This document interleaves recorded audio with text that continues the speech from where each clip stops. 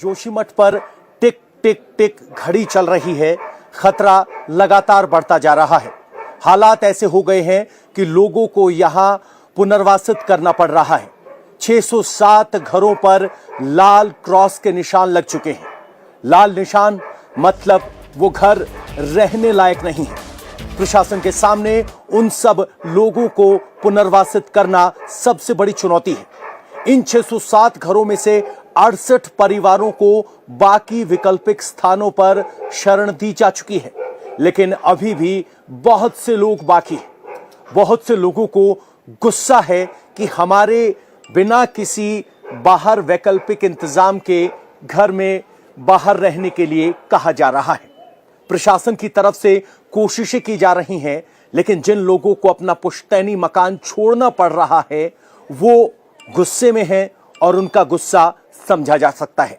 प्रशासन की सबसे पहली कोशिश यही है कि जो लोग खतरे के मकानों में रह रहे हैं उनको वहां से निकलकर सुरक्षित स्थानों पर भेजा जाए, क्योंकि सुरक्षित स्थानों पर भेजने से जान के नुकसान की संभावना कम होगी। और प्रशासन के सामने फिलहाल जान बचाने की सबसे बड़ी चुनौती है। प्रशासन अभी तक पानी के स्रोत का पता नहीं लगा पाया है और अभी तक वो गुड न्यूज नहीं आई है जिसका जोशीमठ और देश भर के लोगों को इंतजार है। प्रधानमंत्री नरेंद्र मोदी इस पूरी घटना पर नजर बनाए हुए हैं।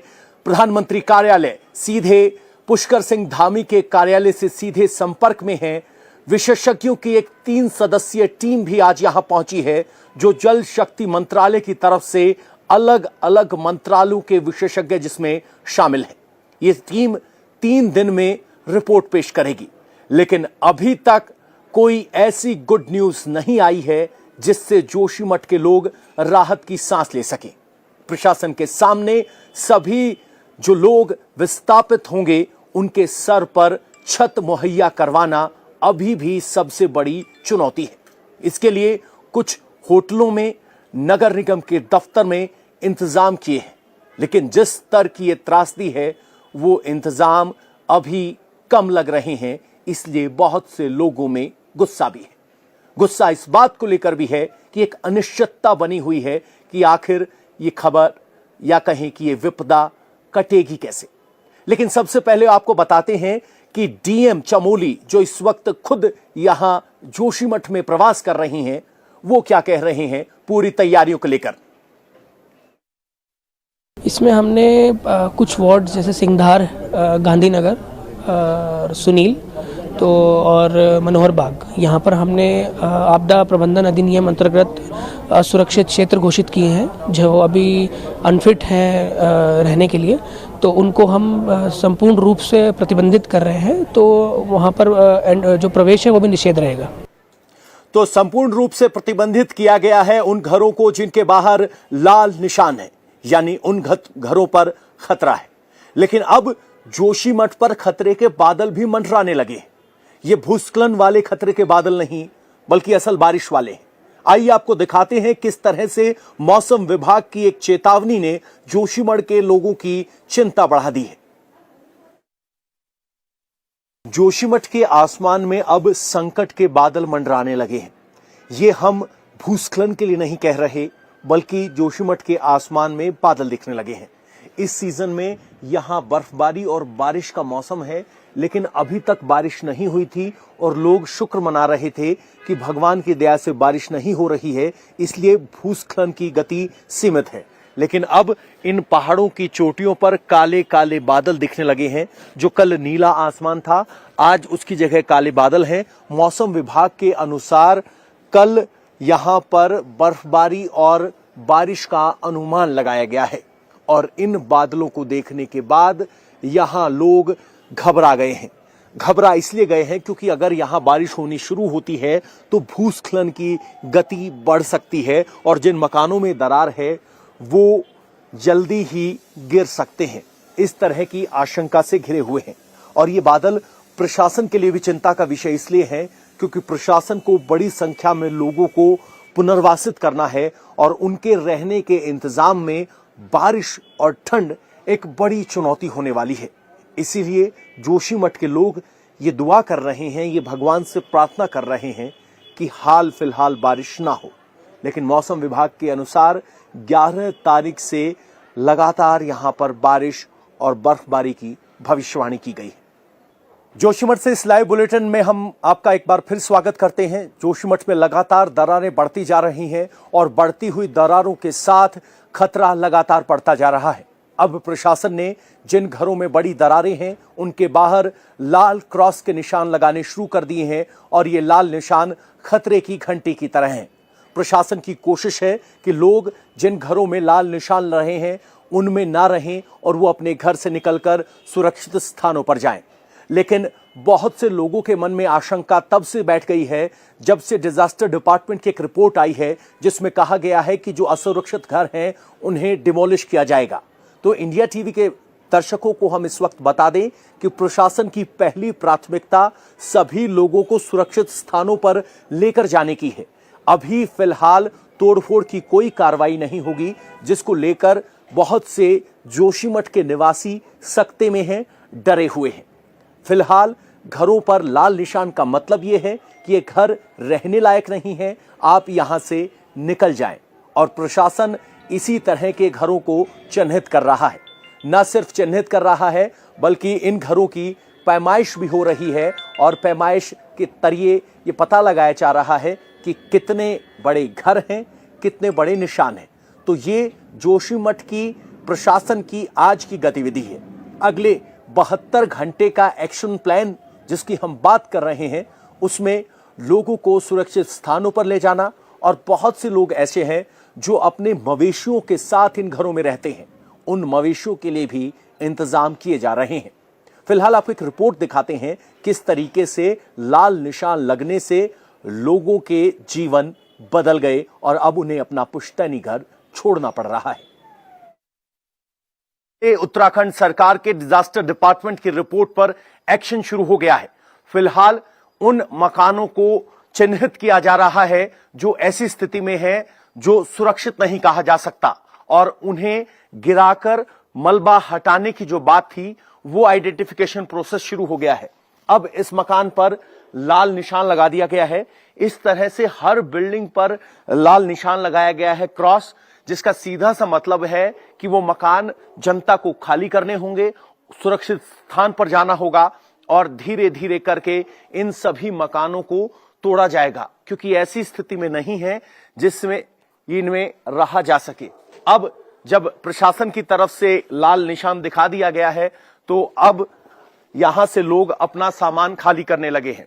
फिलहाल यहां सामान पैक किया जा रहा है, सामान निकाला जा रहा है और लोग अपने सुरक्षित ठिकाने ढूंढ रहे हैं। अम्मा कहाँ लेकर जा रहे हैं? सुनील में ऊपर, सुनील गांव में आप? सुनील वार्ड में। हाँ। अच्छा, तो फिर अब तय क्या हुआ है? किराए पे लिया है या दोस्त से मदद मांगी है? नहीं है, वो तो हमारा अपना भी है वहाँ पे 4 कमरों का, तो वहीं पे शिफ्ट करें फिलहाल। अच्छा, और बाकी परिवार वाले कहाँ हैं? परिवार वाले तो अभी बेटा है मेरा यहाँ, अभी वो मीटिंग है डिजास्टर वालों की, तो वहाँ गया है। बाकी देहरादून में अभी सब देहरादून है। तो परिवार खौफ में है, उन्होंने अपने घर वालों को देहरादून शिफ्ट कर दिया है, वो आगे जा रहे हैं। सामान यहाँ शिफ्ट करने की जिम्मेदारी माताजी पर है। इकलौता घर ये नहीं है, ऊपर भी बहुत सारे घर थे जिनको मुख्यमंत्री जब आए तो दिखाया गया था। और अब ये देखिए कि ये डिफरेंस कितना बढ़ गया है। ये दीवार जब मुख्यमंत्री आए थे तो दरार थी लेकिन यहाँ टिकी हुई थी, अब ये दीवार यहाँ से नीचे जा चुकी है, तो ये घर कभी भी गिर सकता है। पहले ये टाइल हटी हुई दिखाई दे रही थी, अब अगर इस टाइल के नीचे आप देखेंगे तो यहाँ पूरी दीवार हट गई है और ये छत आगे की तरफ जा रही है। इस मकान को भी देखने में भले ही ये सुरक्षित लग रहा हो, इसमें कोई दरार नहीं है, लेकिन इस मकान पे भी लाल निशान लगा दिया गया है क्योंकि यहां से जमीन खिसक रही है। जब ये जमीन यहां से खिसक रही है और इस मकान को तोड़ा जाएगा तो खतरा इस मकान पर भी है। एकदम नया मकान है, पेंट हुआ था, इस पर भी लाल निशान लगा दिया गया है। ऊपर देखेंगे उस मकान पर भी लाल निशान लगा दिया गया है।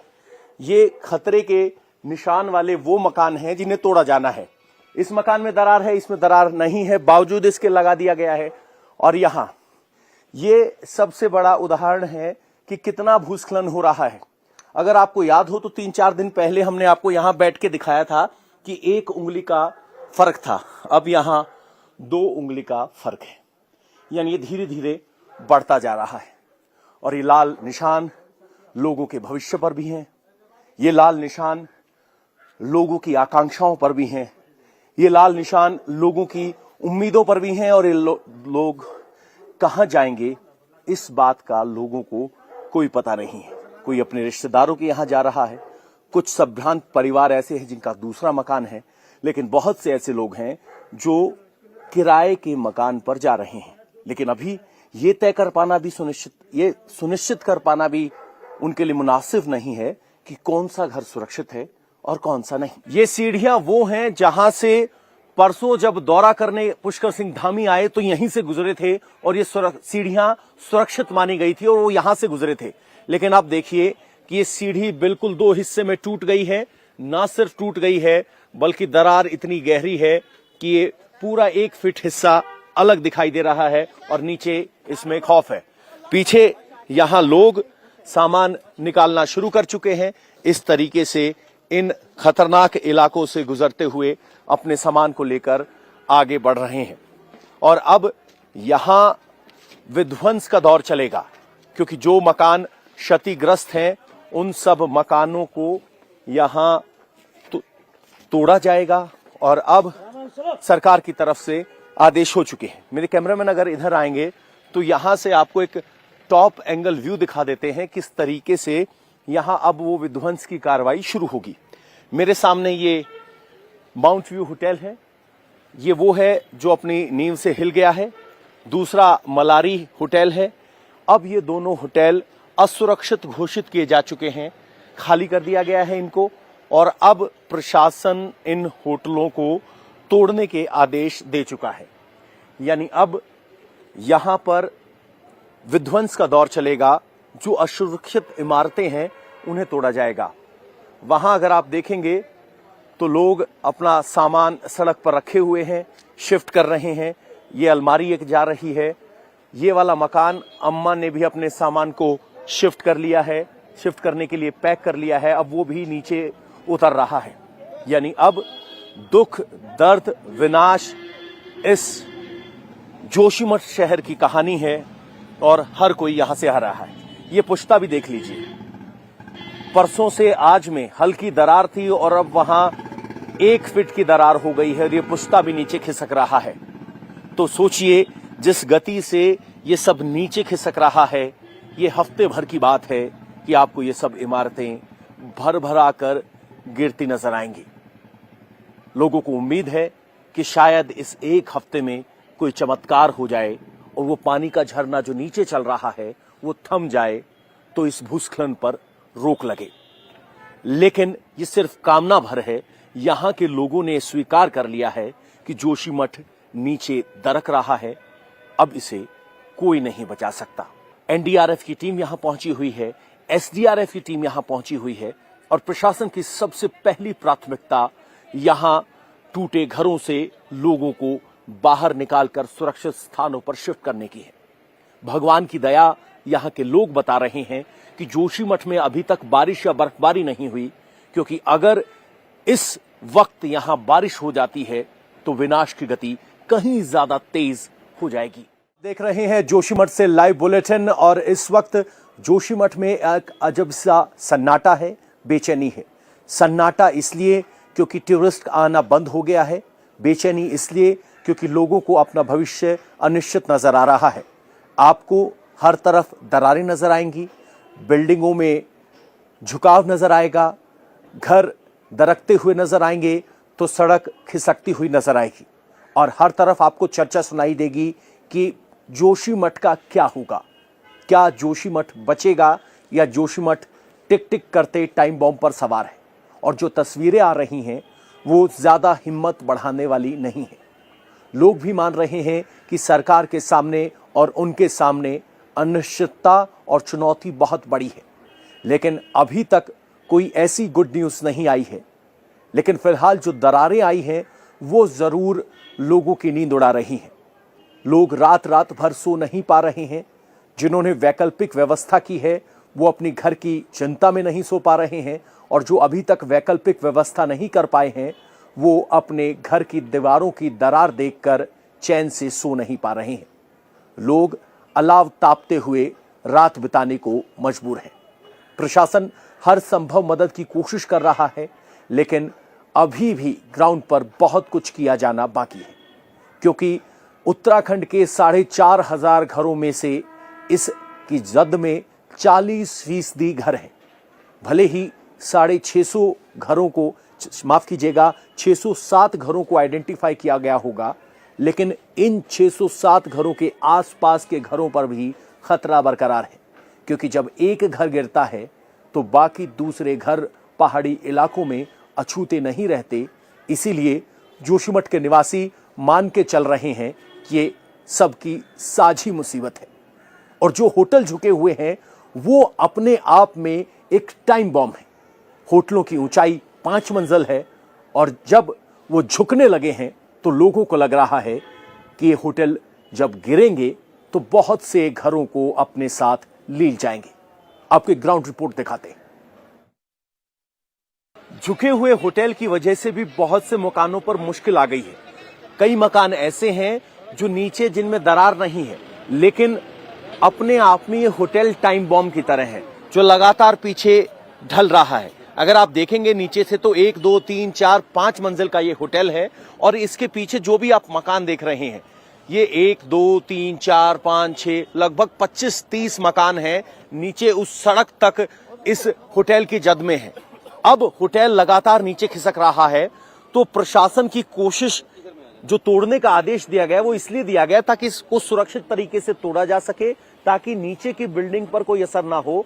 लेकिन अभी तक वो तोड़ने की कार्रवाई शुरू हो उससे पहले ये तेज गति से जा रहा है। अगर आप नीचे देखेंगे तो ये सारे घर, छत पे वो बेड रखे हुए हैं, इन सब घरों ने अपना सामान खाली करना शुरू कर दिया है, क्योंकि ये सब घर इस पुश्ते की बदौलत हैं और ये पुश्ता शायद इस बिल्डिंग को नहीं रोक पाएगा।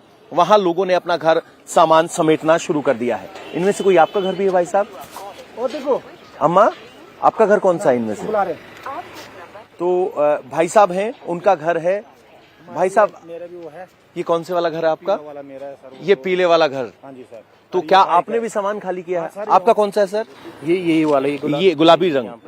तो ये सामान खाली कर दिया आपने? ये तो सबसे पहले यही खाली हुए सबसे फर्स्ट हमको डीएम साहब ने खाली पूरा जो हुआ है पहले इन्हीं घरों को खाली करेगा, क्योंकि ये पूरा सेंसिटिव में आ गया था। जब पहले मतलब शुरुआत जोशीमठ आपदा की पहले यहीं से हुई। अच्छा, अगर ये होटल अब आपके हिसाब से तोड़ा जाना चाहिए, इसके गिरने का इंतजार करना चाहिए? तोड़ना चाहिए, तोड़ा जाना चाहिए। एक्चुअल में जो जिसको बर्बादी होनी थी वो तो हो चुकी है, पर इसके अलावा अगर जो और जब टूटेगा, इतना बड़ा मंजिला टूटेंगे तो इस पे क्या होगा, मतलब उसका असर कितना पड़ेगा। हम लोग तो प्रभावित हो चुके, हम रहने लायक तो नहीं है, पर जो इधर उधर पूरी धरती पे जब इसका लोड पड़ेगा तो अन्य जगह भी इसका असर देखने को आपको मिलेगा। तो कह रहे हैं कि 5 मंजिला होटल जब नीचे जमीन पर गिरेगा, धसेगा, तो नीचे तक असर होगा। इसीलिए प्रशासन को इसे जल्दी से जल्दी तोड़ना चाहिए। लेकिन फिलहाल प्रशासन की प्राथमिकता घरों को खाली कराने और लोगों को सुरक्षित स्थानों पर पहुंचाने की है। लेकिन यहां से आपको स्केल दिख जाएगा, यहां से लेके नीचे तक ये सारे घर जो हैं इस होटल बिल्डिंग के जद में है। जमीन नीचे तक खिसक रही है और ये दरार यहां से आगे बढ़ती हुई नीचे मारवाड़ी गांव से लेके नीचे गंगा नदी या माफ कीजिए अलकनंदा नदी के तलहटी तक ये दरार जाती है। यानी खतरा बहुत बड़ा है। अब क्या सोचना, मैं तो क्या सोच सकती इतनी बूढ़ी आदमी। सरकार का भी कोई अभी भरोसा नहीं। आश्वासन तो दे रहे कि हो जाएगा, पर होगा कब? अभी तो हम वैसे ही रह रहे हैं नगर पालिका में, एक छोटा सा कमरा है। कुछ हम तो रहने लायक है नहीं उस मकान पे, है कि नहीं? बेकार हो गया, रोड में सामान पड़ा, ये देख लो सारा, लेकिन कहाँ रखेंगे सामान? तो कितने सालों से जोड़ रखा हमने सामान। तो आपने घर जब खाली किया है तो कहाँ जा रहे हैं? नगर पालिका किराया लिया है? नगर पालिका में शासन ने एक कमरे की व्यवस्था कर रखी है। तो एक कमरे में, जहाँ 10 कमरे हमारे पास अपने थे, और एक कमरे में कहाँ सामान एडजस्ट होगा? कुछ स्टोर में फेंक रखा, कुछ रिश्तेदारों के यहाँ फेंक रखा, वैसे ही फेंक रखा। पता नहीं सामान का पता नहीं चल रहा, कहाँ कपड़े हैं, कहाँ बर्तन है, कहाँ सिलेंडर है, कुछ पता नहीं कहाँ है। हड़बड़ी में लेकर जा रखे हमको तो कुछ मालूम नहीं हमारे कहाँ है। अब छटाई में 1 महीना लग जाएगा, कहाँ ढूंढने पड़ेंगे जगह जाके, है कि नहीं? इतनी परेशानी है कि हम अगर ये बिल्डिंग नहीं रहता तो हम आराम से शिफ्ट करते, कपड़े धीरे।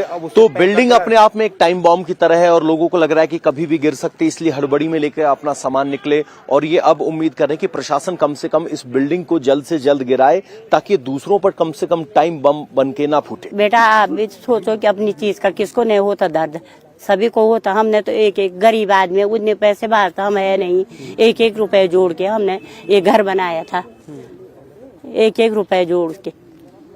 अब न रहे पैसे न। अम्मा के दर्द को समझा जा सकता है कि एक एक रुपए जोड़कर जो आशियाना बनाया, आज उसे खाली छोड़कर टूटने का इंतजार करना पड़ रहा है। अगले 72 घंटे यहां जोशीमठ के लिए निर्णायक होंगे। प्रशासन की कोशिश है कि ज्यादा से ज्यादा लोगों को निकाला जाए। एसडीआरएफ और एनडीआरएफ की टीमें तैनात हैं। वहीं पीडब्ल्यूडी सर्वे कर रहा है, सर्वे उन मकानों का जो गिरने वाले हैं, ताकि अगर वो मकान गिरें तो उनको उचित मुआवजा दिया जा सके। यानी प्रशासन हर तरह की तैयारी कर रहा है, लेकिन चुनौती बहुत बड़ी है। अगले 72 घंटे जोशीमठ पर भारी हैं। वक्त जैसे जैसे बीतता जा रहा है, बिल्डिंगें झुकती जा रही है और सबसे बड़ा time bomb hotel mount view है। यहां पर यह ग्रिल वेल्डिंग करके रोकी गई थी और अब ये वेल्डिंग, जब 3 तारीख को हम यहां पहुंचे, उससे लेकर अब तक 1.5 फीट ये होटल झुक गया है और ये होटल अब कभी भी गिर सकता है। यहां ये दरार 2 दिन पहले नहीं थी, अब ये दरार पूरी तरीके से दिखने लगी है और ये होटल अब पूरे तरीके से झुक चुका है। ये दरार यहां की भी बढ़ती जा रही है और नीचे बिल्डिंग भी, और अब ये होटल किसी भी वक्त गिर सकता है। प्रशासन की तरफ से होटलों पर ऐसे लाल निशान लगाए गए हैं और अब देखना है कि प्रशासन का अगला कदम क्या होगा। ये झुकाव यहां भी स्पष्ट तौर पर देखा जा सकता है। जो यहां पत्थर लगे हुए थे इसको कवर करने के लिए, वो इतना चौड़ा हो गया है कि नीचे गिर गए हैं। पूरी सड़क का पुश्ता अब यहां से दिखाई देने लगा है। अब प्रशासन के सामने सबसे बड़ा सवाल है कि अगले 72 घंटे की कार्य योजना क्या है, क्योंकि लाल निशान लगा दिए गए हैं। क्या प्रशासन इन होटलों को तोड़ेगा या इनके गिरने का इंतजार करेगा? जोशीमठ में पीडब्ल्यूडी का सर्वे चल रहा है, साथ में पुलिस और उत्तराखंड डिजास्टर डेवलपमेंट एसडीआरएफ की टीम भी है। सर, जो आप ये नोटिंग कर रहे हैं, फीता पैमाइश हो रही है, किस लिए हो रही है? सर, ये इसलिए हो रही है कि अगर बाय द वे जोशीमठ में आपको पता ही है कि काफ़ी जगह दरारें पड़ चुकी है और ये कभी भी टूट सकता है, कोई इसका कोई भरोसा नहीं है। तो इसको हम एडवांस में इसलिए नाप रहे हैं कि बाय द वे अगर इसमें कोई क्षतिग्रस्त होता है, कल के दिन हमें मुआवजा देना पड़ता है, तो मुआवजे के लिए हमारे पास मेजरमेंट हो तभी हम मुआवजे दे पाएंगे। और जो लाल घरों पे लाल निशान लगाए हैं, उनका क्या मतलब? क्या वो घर तोड़े जाएंगे या असुरक्षित है? सिर्फ इतना है? नहीं, वो असुरक्षित है। उनको उनके मार्किंग की गई है कि वो रहने योग्य नहीं है, क्योंकि उनमें काफी दरारें पड़ चुकी हैं, वो कभी भी गिर सकती हैं, इसलिए वहां से लोगों को शिफ्ट किया जा रहा है। अच्छा, तो फिलहाल जो लाल मार्किंग की गई है उसका सीधा मतलब ये है कि वो असुरक्षित हैं, लोग वहां से निकलें, और जिन घरों में दरार हैं उनकी बाकायदा पैमाइश की जा रही है। यानी सरकार आगे अगर मुआवजा देगी तो किस आधार पर देगी, वो आधार पहले ही सुनिश्चित किया जा रहा है, ताकि अगर मकान टूट जाए तो सरकार को ये पता हो कि किस साइज का मकान, कितने मंजिल का मकान टूटा है, कितने एरिया में बना था। ये आगे 72 घंटे के बाद की योजना है। तो प्रशासन लाल निशान लगा रहा है। जिन बिल्डिंगों पर लाल निशान है उन्हें सील किया जा रहा है ताकि उसमें कोई रह ना सके। लेकिन जोशीमठ के छावनी बाजार इलाके में जब प्रशासन यही लाल निशान और सीलिंग की कार्रवाई करने के लिए पहुंचा तो वहां के लोगों ने इसका विरोध किया और इसके विरोध में वो बद्रीनाथ धाम वाले रोड पर जाम लगाने के लिए बैठ गए। उनका शिकायत क्या है, आपको सुनवाते हैं। इस वक्त हम जोशीमठ के छावनी बाजार इलाके में हैं। यहां प्रशासन की पहली कोशिश घरों को खाली करवाने की है। लोग नाराज इस बात को लेकर हैं कि वैकल्पिक व्यवस्था नहीं की गई है, बावजूद इसके इनसे घर खाली करवाए जा रहे हैं। फिलहाल लोगों ने सड़क को रोक दिया है ये स्थानीय लोग ही हैं जो अपना सिलेंडर भरवाने जा रहे थे, उनको नहीं जाने दिया जा रहा है। सर, ये कौन सा इलाका है और क्यों रोका है आप? ये छावनी बिहार है। हाँ। छावनी बिहार है, वार्ड नंबर 1। हाँ, पहले इन्होंने इसको सील कर दिया गया है। अच्छा है ना, सील करने से पहले व्यवस्था किया जाए ना। अच्छा, सील करने आए थे तो उन्होंने क्या कहा? ये क्या कि किसी ने बेच रखा है हमको सील करने कर, किसी ने बेचा उसका नाम पता। ये कह रहे कि बाहर निकलो और हम सील करेंगे। रास्ता बंद कर दे देंगे, ऐसे कैसे कर देगा रास्ता बंद? अच्छा, रास्ता बंद कर देंगे। क्या सामान निकालने के लिए वक्त दिया गया? मैं घर पे नहीं थी, बच्चे छत में खेल रहे थे, मैं दुकान जा रही थी। मैं जब दुकान से इधर आई तो देखा मैंने मेरे घर के अंदर आके सब घर हमारा सब कुछ हमारे लोगों को सील किया जा रहा है। क्या वीडियो नहीं बना पाया? सरकार ने क्या सुविधा दी है हमको? कुछ सुविधा नहीं दे रही। हमारे घर से हमको निकाल रहे, सील करवा रहे हैं। क्या करती है? अपने घर में रह रहे हम, ये हमारे घर का पूरा परमिट निकाला जा रहा है। तो अगर आपको निकाला जा रहा है तो आपकी क्या मांग है कि कोई वैकल्पिक व्यवस्था दी जाए फिर निकाला जाए? हमारी जो भी बस्ती है यहाँ पे, जो भी जितने लोग हैं उनके लिए अलग अलग रूम दिया जाए। उनके बच्चे पढ़ने लिखने वाले हैं, व्यवस्था बनाई जाए।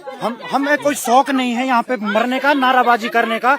हम लोग तो ऑलरेडी परेशान हैं और हमें डबल से टॉर्चर किया जा रहा है। तो इस तरीके का शोषण ना हो, मेरा आप सरकार से भी और मीडिया से भी ये धन्यवाद है कि सभी लोग, आप लोग हमारी पुकार सुने, हमारी परेशानियों को समझे और हमारी आवाज शासन प्रशासन तक पहुंचे। तो प्रशासन की कोशिश ये है कि घरों को खाली करवाया जाए ताकि किसी तरह की जान हानि ना हो, लेकिन लोग विरोध इस बात को लेकर कर रहे हैं कि आप हमें हटा तो रहे हैं लेकिन वैकल्पिक व्यवस्था क्या है? घरों से सामान खाली करने के लिए वक्त नहीं दिया गया और ये नीचे जाने का जो रास्ता है, यहाँ के स्थानीय लोगों का आरोप है कि उसे सील किया जा रहा है और कहा जा रहा है कि आप यहाँ से निकल जाइए।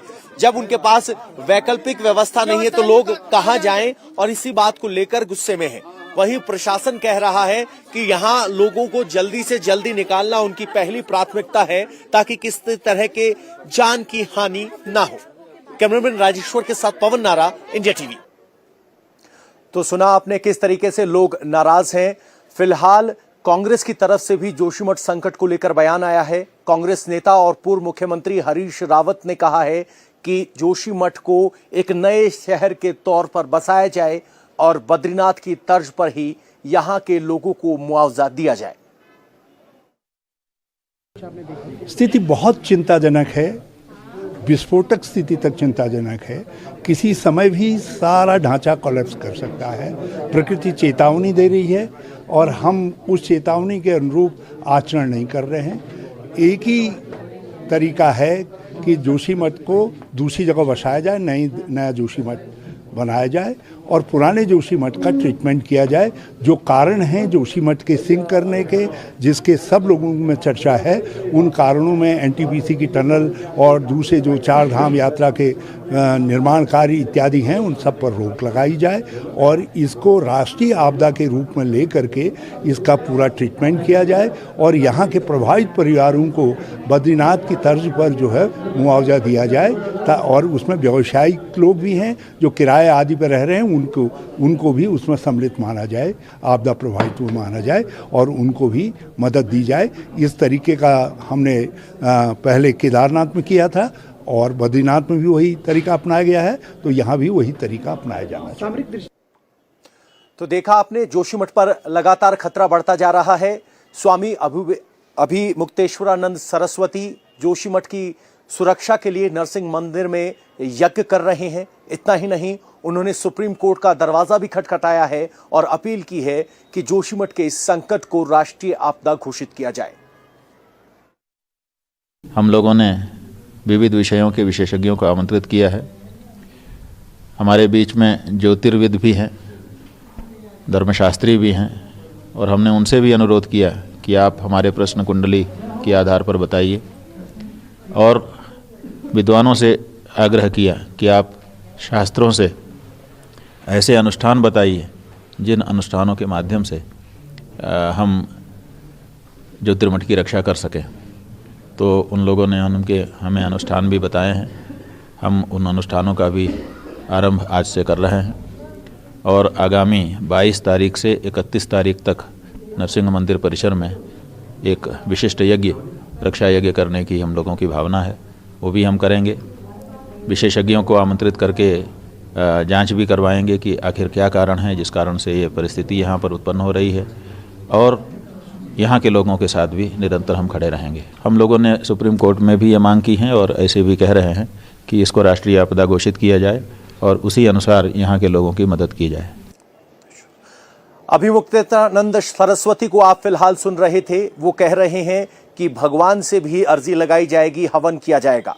फिलहाल मेरे पीछे आप जो बादल देख रहे हैं, ये सबसे बड़ी चुनौती है यहाँ के लोगों के लिए, क्योंकि लगातार बादल बढ़ते जा रहे हैं। मौसम विभाग से 11 तारीख से यहाँ बारिश और बर्फबारी की चेतावनी दी गई है और ये बर्फबारी और चेतावनी यहाँ के लोगों के लिए मुसीबत बढ़ाने वाली होगी। जहाँ वैज्ञानिक एक तरफ इस आपदा के पीछे के वैज्ञानिक कारण ढूंढने की कोशिश कर रहे हैं, वहीं लोगों का संघर्ष जारी है और अगले 72 घंटे जोशीमठ के लिए बहुत महत्वपूर्ण है। प्रधानमंत्री कार्यालय और उत्तराखंड के सीएम का कार्यालय संपर्क में है, योजनाओं पर काम हो रहा है। लोगों को इंतजार है उन योजनाओं के जमीन पे उतरने का, ताकि वो कुछ राहत की सांस ले सके। लेकिन फिलहाल चुनौती बड़ी है और खतरा बढ़ता जा रहा है। फिलहाल वक्त एक ब्रेक का। ब्रेक के बाद वापस लौटेंगे, दिखाएंगे आपको इस वक्त की हेडलाइंस। इंडिया टीवी हर वक्त हर जगह डाउनलोड करने के लिए सर्च करें India TV news Google play store या ऐप स्टोर पर।